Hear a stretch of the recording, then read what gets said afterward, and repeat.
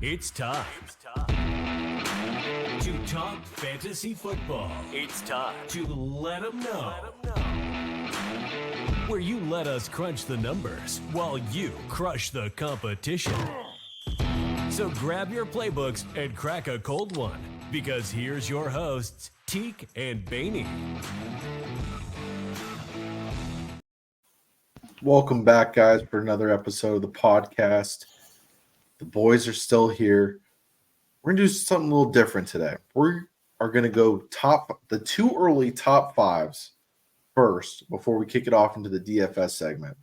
We have another special segment as well in the middle of the episode, talking about the coaches as well with our intern. But let's get it underway here. Baney, why don't you start us off with your top five here? Way too early. Who do you think is going to get drafted in that order, 1 to 5? Well, I think 1-1 is unanimous. It is Christian McCaffrey, hands down. Guy's just proven it. This was his first full year at the 49ers, and it was incredible. In fantasy playoffs specifically, he averaged about 28 fantasy points per game. Doesn't get any better than that. CeeDee Lamb, I really don't see anything changing going into next year with CeeDee Lamb. No turnover with coaching like we all thought. Obviously, they had another disappointing season, and Lamb was really the highlight of this entire offense. Incredible breakout season for CeeDee. Jetta's QB situation is going to be interesting for Minnesota, but that being said, a full healthy season of Jefferson, you can't pass it up. A lot of fantasy analysts last year put him as the 1-1. That being said, I think he's totally dethroned this year. Tyreek is where it gets interesting. I've seen him as early as 2. I still wouldn't take anybody over CMC, but I think Tyreek 2 through 4 is completely fluid. I don't think anybody would blame you, but he's still going to be flirting with that 2,000 mark next year. And St. Brown's where it gets interesting for me. I thought he was a first-round guy this season. A lot of places still took him in the second. I think St. Brown going into next year. Only question I have is Ben Johnson. Is he going to be there? Is he not? Is that going to change the offense? However, St. Brown year over year in the league, it's just gotten better and better. Targets have increased. Receptions have increased. Full PPR, I think Amon-Ra St. Brown is a smash. This is my way too early predictions for the top 5 for next year. We have a lot of similar ones, so I'll go next here. For mine here, again, I still have Christian McCaffrey. I was high on him last year early when everybody was drafting high on wide receivers going the no running back route. I'm still going with McCaffrey here. Number 2 is Tyreek for me. Doesn't matter who he's with, it seems like. No matter what team he's on, Tua can throw him a slant, take it to the house. It doesn't matter. He can catch the deep ball. He's the most all-around receiver with that speed, and I'm all for it. CeeDee, like you said, I don't think anything's going to change with that. They brought back the coach. Dak's still going to be there. It's still going to be the same CeeDee. Maybe a little bit more frustrated CeeDee if they can't do anything in the playoffs, but still, for fantasy-wise, it's going to be good for your teams. At number 4, I moved St. Brown to number 4 for me. I think that team is clicking on all cylinders. I think that OC is not going to make that difference, I don't think, with whoever they plug in there. I think he will get a job somewhere. I don't think it's going to be that detrimental to Brown's production, though. Number 5, you can switch these. That's why I have the arrows here for Puka and A.J. Brown. A.J. Brown is intriguing to me because everything that's going on in Philly.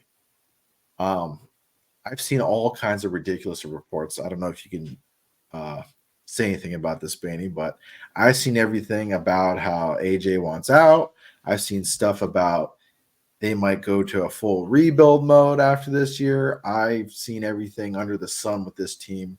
I don't know what's real. I don't know what's fake, but you can intertwine these two because A.J. Brown is that type of receiver who can put up those big numbers. But Puka, dude, I'm all for the Puka juice. Cooper Kupp is not going to affect his stock, I don't think. I think they're a 1A, 1B tandem. Do I think Cooper Kupp's going to still be the Cooper Kupp Triple Crown? No. but I do think he's going to be more healthy next year and still going to be productive as well. Yeah, I like the list. The Eagles stuff, I think the full rebuild is going to be on the defensive end. I don't think you have anything to be worried about with A.J. Brown. If anything, you should be even more excited because they did fire the offensive coordinator. So that being said, really curious to see who they put in that seat. A.J. Brown's stock could really be going up. Fun fact for you here, Badge, before you get going. There's a guy that's name's getting chatted around the league for an OC job, and it was one of Baney's favorites back in the day, and that is Chip Kelly is back on the map as an OC. So I did read reports. Not in Philly. You're not welcome. if you didn't like the screen pass before, oh my, are you gonna love it again? Hey, I'll take that over end arounds.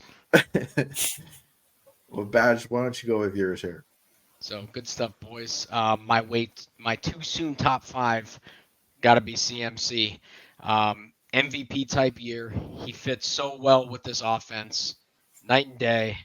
Guy's a touchdown machine. I mean, look at his numbers for them. Has to be number 1 this year. Number 2, I got Tyreek.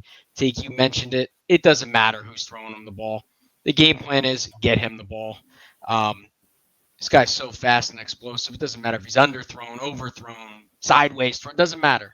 Also, I want to give Mike McDaniels a lot of credit with those motions and the way he uses them to get him open in space. Number 3, going to We Dem Boys. CD, huge season, target machine. Get the boy a ring. Come on. I was rooting for them. I know you don't like that, Baney. At number 4, Jefferson. Still a freak, still a playmaker. Unfortunate that he battled injuries this whole season. Didn't get to play much. I took him at number 1. He drops a little bit. I still think he's worth the top 5 pick, even with that QB situation going on. And finally, a little shout out to TK. I don't want any blowback from this, boys. However, this guy Bijan, he's a huge talent. He's a workhorse with hands. That's what he's going to be. Coaching change in Atlanta is the best thing for fantasy owners for Bijan. I think he's going to have a monster year. That's why I put him at number 5. Speaking of coaching changes, why don't we send this to the intern? Intern Jeff. He can go over this crazy coaching carousel with us. So let's send it over. What's going on, guys? Obviously, some great info from Teague and Baney there. A lot of coaching changes going on in the NFL. Here's some of the latest news on the coaching changes that have just recently happened in the past week. Obviously, the Las Vegas Raiders have finally made the move for Antonio Pierce to become the new head coach of the Las Vegas Raiders. This is big news for the team. I know a lot of players like Devontae Adams and Max Crosby were going to request a trade if Pierce wasn't named the head coach. So, with that being said, this is awesome for Antonio Pierce. Now he has a full offseason and a draft coming up. We're going to see if the train keeps on rolling for him. More news on hires. Tennessee Titans. ESPN reported the Titans are nearing a deal with offensive coordinator Brian Callahan of the Cincinnati Bengals to be their next head coach. In 5 seasons with the Bengals, offensive coordinator Callahan has helped establish an offense that has fueled Cincinnati to 2 AFC championship wins, as well too as a Super Bowl appearance. Nice thing about Callahan that he's going to be bringing to the Titans is he's bringing so much firepower and energy to that team. The Cincinnati Bengals under Callahan was 7th in the NFL with points per game at 16.1, 8th in total yards of 360.5 per game, and 5th in passing yards at 265. Callahan also has a history of working with quarterbacks such as Matt Stafford, Derek Carr, who in 2016, 2017 with Stafford posted 4,000 plus passing yards 2 years in a row, following in 2018 with Derek Carr, 4,000 passing yards for the first time in his career, and now he is going to be working with Will Levis. This is big for Will Levis. If you're a Tennessee Titans fan, I would be excited about this. Some more news about coaching carousel. Top candidates in the NFL, obviously Bill Belichick, Jim Harbaugh, Dan Quinn, Ben Johnson, and Mike Vrabel, among others. Now, the way I'm going to break this down, I'm going to rank all of the head coaching positions that are currently open in the NFL. I'm going to rank them from best to worst. A few things to keep in mind that I'm going to be taking into effect when ranking these. Obviously, one, ownership quality, job pressures, QB skill, non-quarterback roster ability, as well too as division difficulty. Starting off with number one, Teak's own, the Atlanta Falcons. Ownership, I'm giving them a 9 out of 10. And division difficulty for them, I'm giving them a 5 out of 10. I think it's a 50-50 split between the Tampa Bay Buccaneers and the Atlanta Falcons to win the division this year. Obviously, the Atlanta Saints are a big factor. It's going to come down to that locker room. I feel like that locker room is a little bit of a feeling out process right now. I don't know if they have the full trust in Derek Carr. And then the Carolina Panthers are a dumpster fire, but we'll get into that later. For the Atlanta Falcons, Bill Belichick had his second interview on Friday, and Raheem Morris had a virtual interview on Saturday, and he's scheduled for a second one this Wednesday. Some other coaches that have a second interview coming up is Jim Harbaugh, Mike McDonald, and Anthony Weaver. I'm sorry. The Atlanta Falcons front office is saying, though, they are very impressed with Ravens defensive coordinator Mike McDonald and associate head coach Anthony Weaver of the Detroit and both Detroit coordinators. Best fits for this job, I think, is Bill Belichick, Jim Harbaugh, Raheem Morris. My way too early prediction, though, is Bill Belichick. Although front office executives are saying they do not want Bill Belichick as their head coach. I think this job is wide open.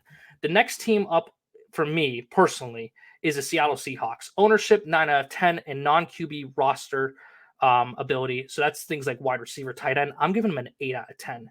There are a few interviews scheduled. One that's drawing the most attention, though, is Dan Quinn. Dan Quinn, I think, is the best fit for this team, and I do believe that he is going to end up being the head coach. Going over to the Washington Commanders, I'm giving the ownership a 9 out of 10 because it is a new ownership. They have a lot to prove, but as far as the other factors, non-quarterback roster ability, I'm giving it a 5 out of 10. There is a lot of job pressure with this franchise, though. I am going to say that, and it is a tough division. So look to that for the next head coach. He's going to have a lot on his plate. The fans want to see some wins here. Bobby Slowick, Dan Quinn, and Raheem Morris are both scheduled for second interviews. My personal best fits are Mike McDonald, Frank Smith, and Ben Johnson. My way too early prediction, though, I'm giving it to Ben Johnson. I think Ben Johnson will be the new head coach of the Washington Commanders. For the LA Chargers, QB skill, I'm going to say is a 9 out of 10. Non-quarterback skill is a 6 out of 10. The one thing to keep in mind, this is going to be a salary cap nightmare for any coach, GM that goes into this organization. Best fits, in my opinion, are Jim Harbaugh, Ben Johnson, Frank Smith. In my eyes, though, Jim Harbaugh is going to be the next head coach of the LA Chargers. The only reason why I say this is because he has been the front runner from day one. He's getting the quarterback that he's been wanting, especially going into the NFL. You know, Justin Herbert is going to be a great fit for Jim Harbaugh. Obviously, Harbaugh helping out Alex Smith, helping out Colin Kaepernick through his prime days. I'm buying all of Jim Harbaugh to be the next head coach. He is the front runner, and it is already rumored that Jim Harbaugh is going to be bringing members from his staff from Michigan to the Chargers if hired. Going over to the next team, last but not least, is the dumpster fire themselves, the Carolina Panthers. Division difficulty, I'm giving it a 10 out of 10. I think this division is going to be extremely hard for them because if you look at it, the Carolina Panthers, they're kind of quiet already in this offseason with head coaching hires or anything they're doing. Free agency is going to really tell the tale with this team, though. They are in a little bit of a predicament with their salary cap. Division difficulty, like I said, 10 out of 10. All three teams in their division, the Saints, the Falcons, and of course the Tampa Bay Buccaneers are making moves. They're kind of quiet. QB skill, I'm going to give them the benefit of the doubt. I'm giving them the 6 out of 10. Whatever coach goes in here, he's going to have a young quarterback that he can groom, but there are some hard times coming for them as the fact that the ownership is ranked 2 out of 10. Job pressure is 1 out of 10. This city needs a team to do something. And non-quarterback skill is a 3 out of 10. I'm giving them a 3. I was going to give them a 1. But Adam Thielen lit it up last year, and I hope that he carries it over into next year. Best fits for this job is Ben Johnson, Mike McDonald, and Dave Canales. My way too early prediction, though, is Dave Canales. Dave Canales has drawn a lot, and I mean a lot, of interest from the Carolina Panthers and the Carolina Panthers fans as well. I think he is going to end up being the next head coach. But wait here, guys. I got a bonus for you. There is rumor that there is a team in the NFL that could be potentially looking to offload their head coach. You might come as this as a shock, but if you're on Twitter, if you're on any social media platform, they haven't been quiet about it. The Buffalo Bills are potentially looking to move on from Sean McDermott. I know, crazy. He could be on the hot seat. Sean McDermott has had a stellar career with the Buffalo Bills, posting a record of 73-41 in a regular season. He's won 3 straight AFC Championship or AFC East titles. But the Bills are 5-6 in the playoffs and 0-3 against the Kansas City Chiefs. If you can't beat Patrick Mahomes, and you're not winning AFC title games then. McDermott is under a lot of fire from Bills fans today, especially after the fake punt call on 4th and 5 on Buffalo's own 30-yard line. It's crazy to think that Sean McDermott could be on the hot seat, but it is possible. Now, obviously, we're filming this on a Tuesday. There are potentials that jobs have already been filled after seeing this video. But hey, guys, just keep in mind, a lot of things could be changing in the NFL. Now back to Teak, Baney, and Badge. And that was our intern, Jeff, with that coaching carousel there. We're going to move along here to the DFS. So, boys, you've been doing this for the past couple weeks now. Baney usually does the DraftKings. Badge usually does FanDuel. We'll go back and forth here. Baney, why don't you start us off here with that? Yeah, so I mean, we're down to 4 games left, slim pickings. And to be honest with you, it's going to be a lot of some of the top dogs, I think, this week. I don't usually take the top paid quarterback, but this week I am. Lamar, $7,700. The last 2 times we've seen Lamar on a football field, 39 fantasy points per game, both those games. The rushing upside, can't pass it up. Badge touched on the injuries to Kansas City's defense. We do shoot on Tuesday. We don't really know what is going to come at the end of the week. But that being said, Lamar. I'm taking full advantage of that. If you're playing team captain mode, I'm probably throwing Lamar at team captain as well. My only other option, I think, might be Purdy at $6,400. But I'm rocking with Lamar this week. Good stuff, Baney. Jumping into my FanDuel, I'm taking the most expensive quarterback as well, and that is Lamar Jackson. He's actually $1,100 more than the next lowest quarterback in Brock Purdy. So I'm not targeting only Jackson for his arm, but his playmaking abilities on the ground against this banged-up Chiefs defense. Like we mentioned, the Chiefs aren't healthy on defense. They allow big chunk run plays multiple times last game against Buffalo. I see Lamar having a 3 total TD game at least. I'm going to pay the premium, and I'm going to go the top highest running back too. Yeah, quarterback, running back, we'll call it, right. And team captain mode as well. I like the picks, boys. If I were to go a different quarterback, I don't know if I'd go Purdy. I think I would go Mahomes just because it gives you that little extra running boost, just in case for scrambling wise. I actually have Mahomes as my fade this week, Teak. I'm not gonna lie. Price at $6,900 on DraftKings, going up against the stacked defense. I don't know how I feel about it. He's played the Bills and the Finns, and those are really bad defenses. He's only had 18 fantasy points in those games. I'm just going to take my shot. I just don't – I don't know. The upside's not there. I think there's even some turnover possibilities this week for Mahomes trying to force things in there. Yeah, we must be on the same wavelength, Baney, because my QB to avoid on FanDuel is Mahomes as well. So, but this is hard because there's only 2 games, 4 quarterbacks to choose from. Mahomes is the 3rd cheapest on FanDuel, so that makes it hard. However, Baltimore's defense, they're just a different breed. I don't like the matchup. Joe Tooney's banged up. He's not looking to play. Great offensive lineman. I'm avoiding him against this crazy Baltimore defense. All right, moving on to the running back. Yeah, it's expensive at the top, boys, but I don't think it gets any better than this. Christian McCaffrey, $9,000 on DraftKings. However, you get what you pay for. You're not getting a knockoff running back here, folks. 24 touches last week, almost 32 fantasy points. He actually could have even had a better week. He had 12 targets, only ended up with 7 catches. However, 130 total yards of offense. Full PPR is DraftKings, guys. It doesn't get any more better than CMC, especially if Debo's not playing. Usage rate for CMC through the roof, especially if it is a close game. That being said, I'm willing to pay this premium price, and we're going to have to make up for it at the bottom. Probably maybe pick some wide receivers we wouldn't necessarily touch. We're probably going to pick the lowest end defense, but I want all of CMC. Now, who would you fade in that position as well, Blaney? I am fading the Gus bus. Gus Edwards. Justice Hill had more carries than Gus Edwards. Dalvin Cook almost had as many carries as Gus Edwards. Dalvin had 8 carries in this matchup.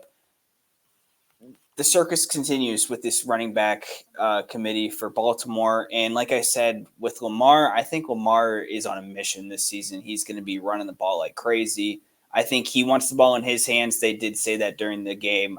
In these RPOs, he's pulling it almost every time. So, yeah, Gus Bus, 5,500. It's a decent price, but it's just that I don't think you're getting the usage out of him. All right. Badge, who are you starting at the running back? So this one, again, having only 2 games to choose from. My target is Jahmyr Gibbs, which is crazy because all year, this Niners defense, we've had players on our sit list against them all year. Again, here's why. I'm banking off of what Aaron Jones did to this defense last week. They're going to watch some tape, and not only that, off the run game, him and Montgomery, they're going to get Gibbs involved in the passing game as well. The guy's just so explosive. I like him a lot. He's FanDuel sitting at 7,000. I'm putting him in my FanDuel lineup this week. All right. And who are you fading that position as well? So I got to fade. Again, tough week because it's hard to choose from. I got to fade Isaiah Pacheco. So he's sitting at the second highest running back on FanDuel this week. Like I said before, we said it many times, this Ravens defense is elite. I think Pacheco could have a decent day because just how angry of a runner and powerful he is. However, I just think it's too high of a price to pay, especially with a top offensive lineman out for the Chiefs. All right. Moving on to the wide receivers, boys. So this is how we're going to be able to afford the guys at the top here like CMC and Lamar. We're going to plug in Josh Reynolds at $4,000 on DraftKings, guys. 23.7 fantasy points the last 2 weeks combined. We saw the touchdown last week. I know the usage to Laporta and St. Brown makes things kind of tough. However, everybody else in this offense is super unreliable in the pass game. I think Reynolds gives us a lot of low-end value, especially if this is going to be a shootout, if Goff is going to have to sling this thing to keep them in it. I do expect a negative game script for the Lions. That being said, $4,000, just great low-end value. You got to find it somewhere at the bottom. I think Reynolds gives us a nice little safety net there. And the fade receiver, like I said, guys, we shoot on Tuesdays. The injury stuff, don't know. However, Deebo Samuel priced at $7,300. That shoulder injury, it seems like it's either a shoulder or knee for Deebo almost every season. That being said, spending that kind of money on a guy could blow up in your face. I'm not really willing to build a wide receiver room around him. He's $600 less than Amon-Ra St. Brown, and yet he is $800 more than Rashee Rice. There's just better value elsewhere to get. I'm not willing to take up a banged-up Deebo over either of those guys. No way, no how. Now, question for you. Would you take a Jawan Jennings maybe and replace that? How cheap is he? Did you I do not know the price point of Jennings. I think he was middle of the pack, to be honest with you. I think he was I want to say he is mid-5s. If this loads, I will tell you right this second. But that being said, I do like Jennings. Jennings, $4,600. So, yeah, I do like Jennings a lot. 6 targets last week. Secondary is not great in Detroit, boys. It is very exploitable. So there is some low-end value that you could get here. If Deebo doesn't go, then yeah, absolutely. Feel really good about Jennings. Feel even better about Kittle probably. All right, Badge. So my wide receiver FanDuel target, I'm taking Brandon Ayuk against the Lions. He's sitting the third highest priced wide receiver at $7,800 on FanDuel. I think he's totally worth the price in this matchup. With the Lions' pass defense and secondary being their Achilles heel, I think IU could be in line for a huge day, especially with Debo being 50-50. All right. Who you fading? So I'm fading a guy. I'm not saying this guy can't have a big day. It just the premium's a little too high for my liking, and that's St. Brown sitting at 9G spots. 9Gs. The highest paid wide receiver on there. Again, not saying he can't be a factor. If you want to pay for him, you don't got to be nervous. He's just a little too much. I found value elsewhere. I'm just avoiding him simply because of the price. He's $1,000 higher than the next guy, and on FanDuel, that's quite a big jump. So I'm going to look for that value elsewhere. All right. And to wrap it up, the tight end. Yeah, like I said last week, guys, just make it simple on yourself. Just take the guy that was simply tight end one on the season. Laporta is healthy. He is here. And he's $500 less than he was last week, guys. 11 targets last week, 9 catches, 15 and a half fantasy points. Like I said, I think the Lions are going to throw the ball a ton. I think this guy is going to have a huge role in this offense. And at $5,400, man, I feel great plugging him in there. Kelsey is still considerably above him, and yeah, they both have tough matchups. However, I just think the upside to Laporta is just worth it, 100% worth it. Great player, really excited for him for fantasy for next year as well. Tight end that I'm fading. These injury reports, man. Mark Andrews, $5,000. If he plays, I'm still not interested. Obviously, if he doesn't play, then you're just going to plug somebody else in. But that being said, I'm assuming if he plays, and I want no part of it. That was a very serious leg injury. I can't imagine that he doesn't play on a limited snap count, if at all, like I said. But yeah, you can talk yourself into it. You know, the target share that he usually gets funneled when he is playing with Lamar. I just can't see it. I can't get over that leg injury. It's too severe for me. I think maybe they try to get him back for the Super Bowl if they can make it. I just don't think that this is going to be his week. And Badge? So for me, my target tight end, I'm pairing the tight end with the wide receiver. I'm going George Kittle, FanDuel, $6,600. I love the matchup this week. If you caught the Money Badger segment, I did a little something new.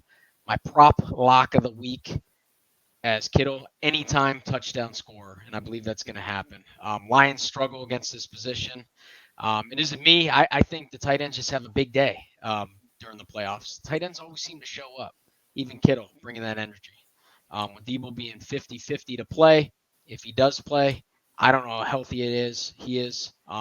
Kittle's going to get a lot more looks than he usually does with Debo in there. So, again, I'm pairing Kittle with Ayuk. Kittle, targeting you this week, $6,600. I think there's going to be a lot of draft exposure to 49ers players this week, folks. I really do. Yeah, it's going to be some fun games to watch, and we'll see if the logo script is in or not. It's in. So, why don't you guys take us away here for the week, and we'll see you on the Super Bowl episode. No one wants to take us away, huh? You just want to stay in chat with everybody? Listen. I do want to stay in chat, but we're just glad to see you're healthy. You know, you fought every illness. I know. I was just very taken aback that you don't want to stay and hang out with us. You know, we were deprived of you for the last 3 weeks. The fans have been asking. You're fighting every illness this side of the Mississippi. So, even though you skipped me on my tight end avoid, which was Mark Andrews, I didn't want to say it because my last week was Kelsey and he went off. But yeah, I'll send us out, Teak. Guys, stop right now. Hit subscribe. Gain access to our Discord. It is in the link. It is in the description. Click the link. Subscribe. Turn those notifications on. We love you. Have a great weekend. Enjoy some football. And I'm just going to add this in here since Badge forgot, since he wants to call me out.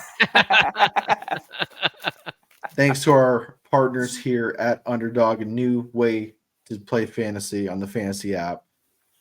They'll match up to $100 deposit. So use promo code Let Them Know for that deposit match. And on to the next one. Thank you for listening to another episode of the Let 'Em Know Fantasy Football Podcast. Join our community and follow us on all socials, or keep up with the episodes on YouTube, Spotify, or Apple Podcasts.